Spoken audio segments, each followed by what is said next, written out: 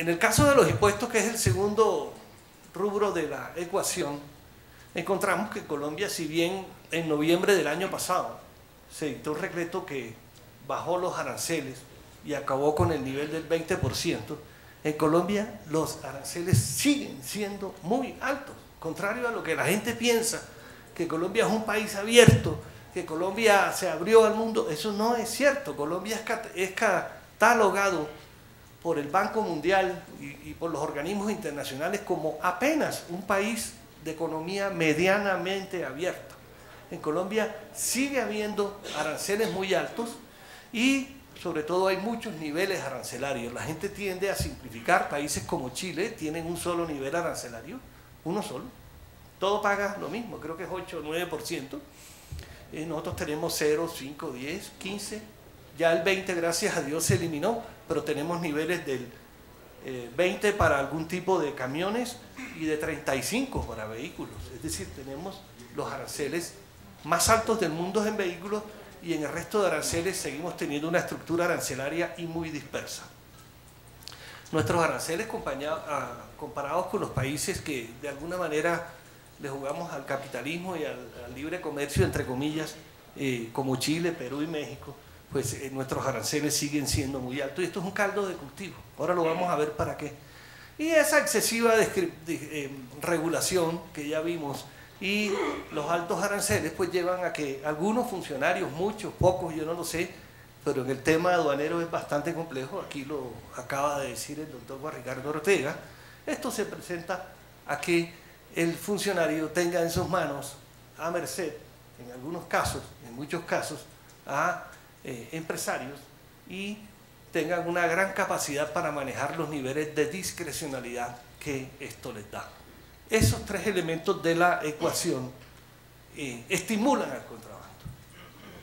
Y como parte importante del contrabando, no todo el contrabando es lavado de activos, pero sí hay un componente muy importante de lavado de activos en el contrabando.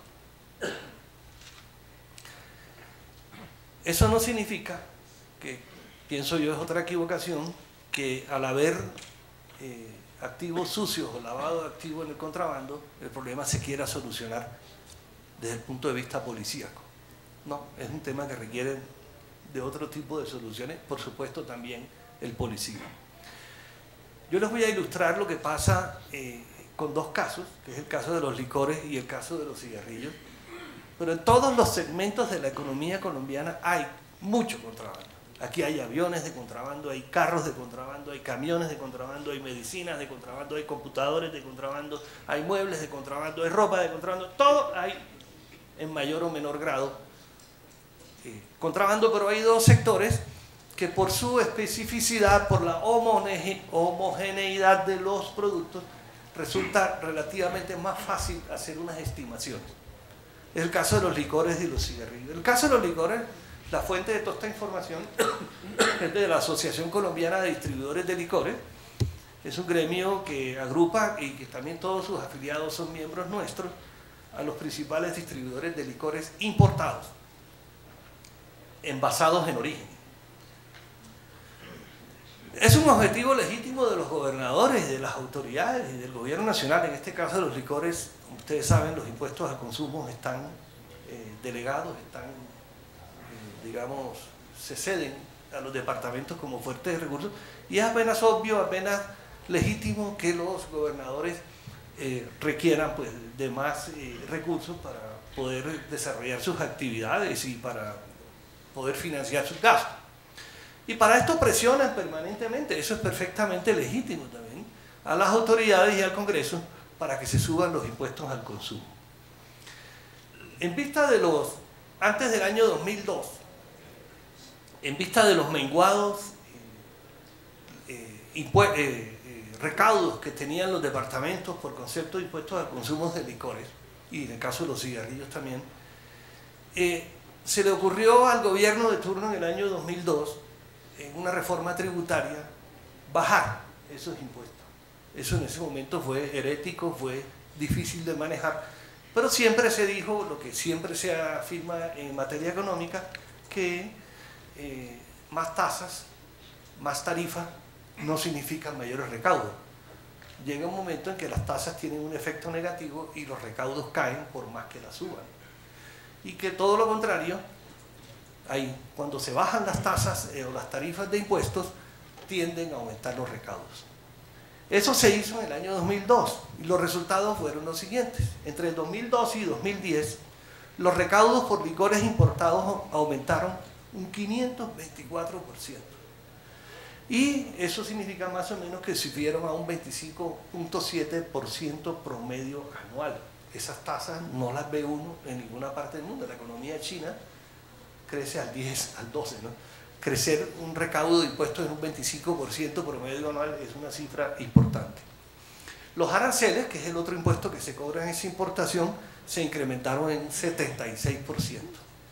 Y las cajas de whisky, que es, digamos, es el licor más sensible al contrabando, que digamos antes de 2002, que se consumían más o menos 1 millón de cajas, 1.100.000 cajas, y se importaban 100.000 legalmente, o sea que 900.000 se traían de contrabando, su crecimiento, la importación legal, como lo vamos a ver ahora en estas estadísticas adelante, llegaron a ser importadas alrededor de 350.000, 400.000 legalmente, o sea, se le quitó espacio al contrabando, se recaudaron muchos más impuestos al consumo, como lo podemos ver en esta gráfica, entre el 2002 y el 2010, cuando se tomó la decisión de rebajar las tarifas.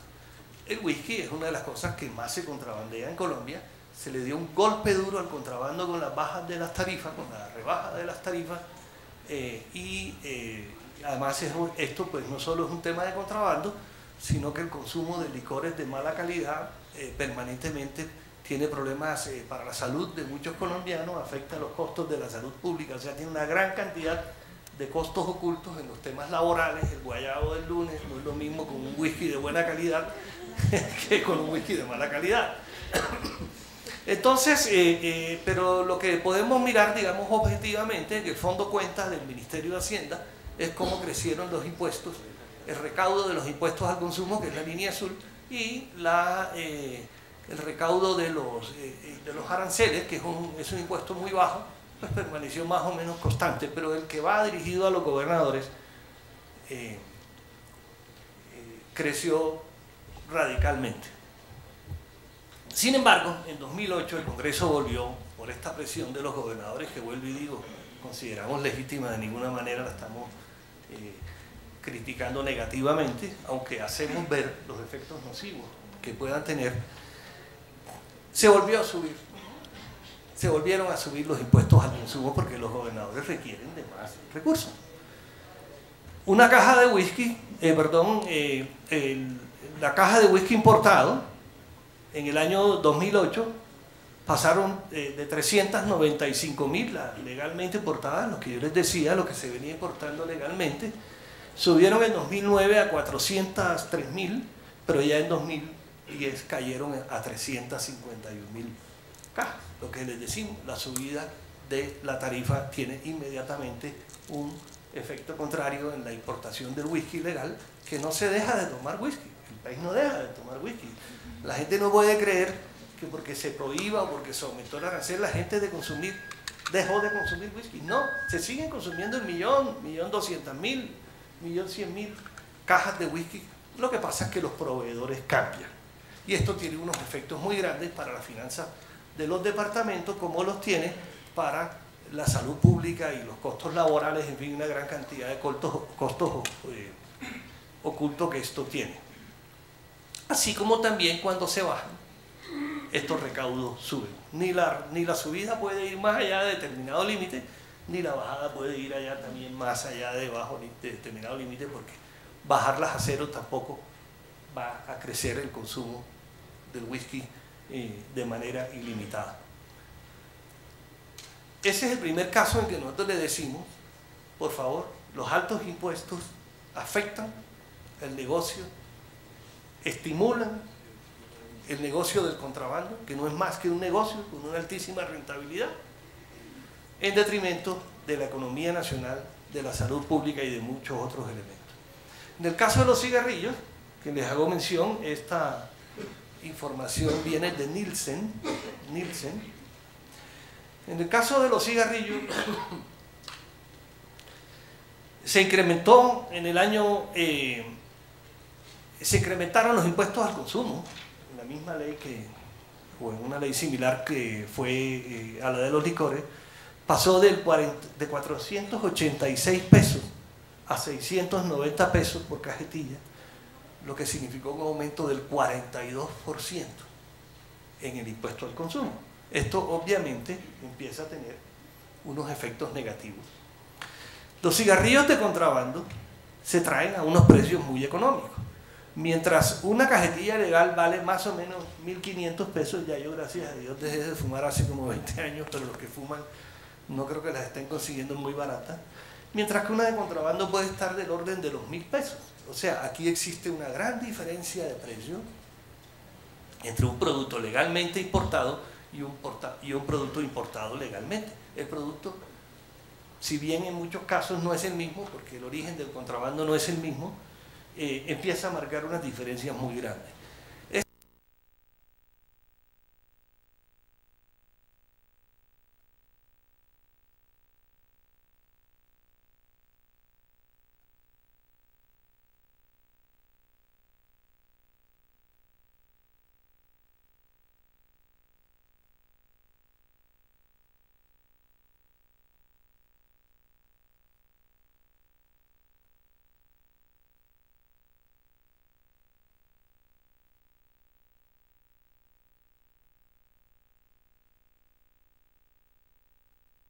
Mientras que el margen de comercialización de un contrabandista pues podía llegar al orden del 70-80%, porque ese precio a él no tiene que descontarle nada.